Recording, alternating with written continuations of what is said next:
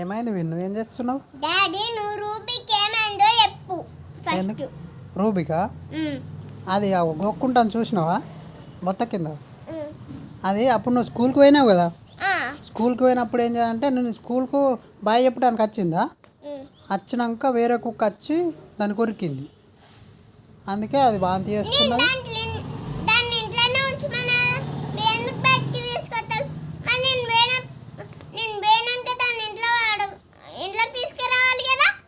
అది వస్తుంది కదా అని నేను అనుకొని ఇంట్లోకి వచ్చిన, నాకే మెరక మరి అది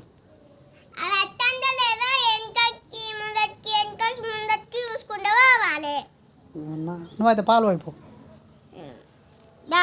అది పొద్దుగా నడుస్తుంది వాంతి చేసుకున్నది తెలుసా, ఫుల్ వాంతి చేసుకున్నది.